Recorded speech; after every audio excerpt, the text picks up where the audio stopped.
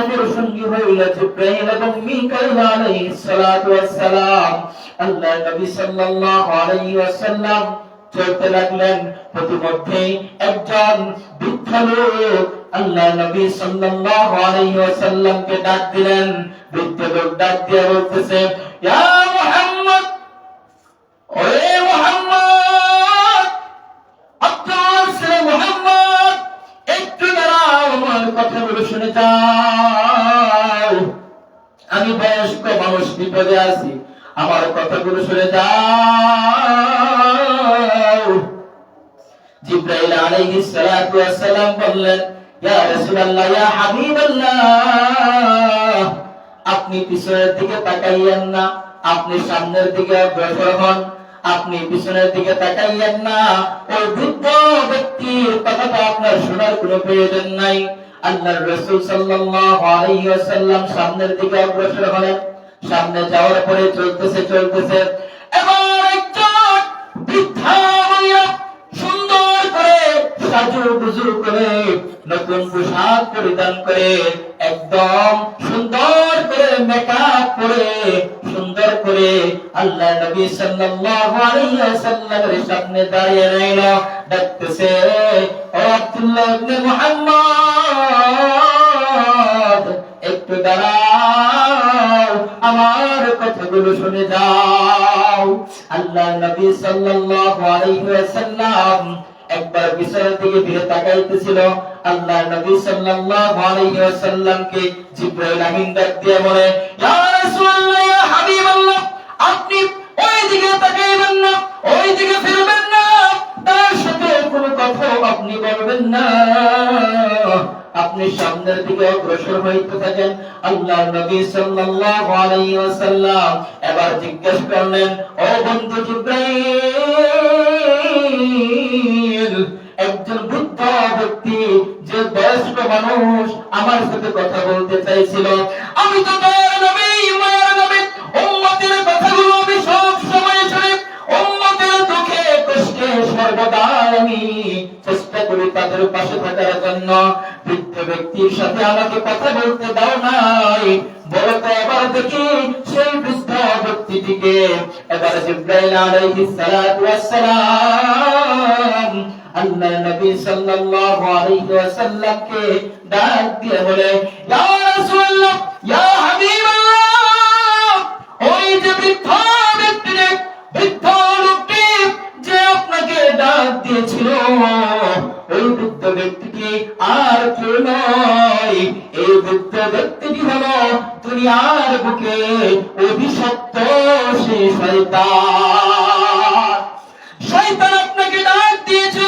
শয়তানের কাজ যখন বান্দা ভালো একটা কাজের জন্য অগ্রসর হয়, তখন শয়তান সেই কাজটার মাঝে বাধা প্রদান করে। ভালো একটা কাজের জন্য যাইতে চাই, শয়তান সেখানে বাধা প্রদান করে, শয়তান সেখানে ডাক মারে, ডাক দিয়ে বলে, একটু পরে যাও।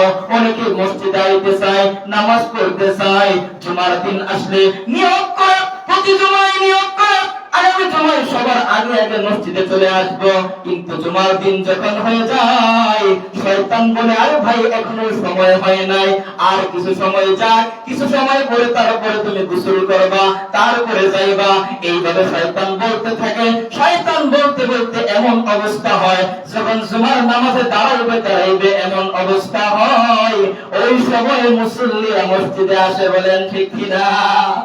এটা হলো শয়তানের ধোঁকায় পড়ে।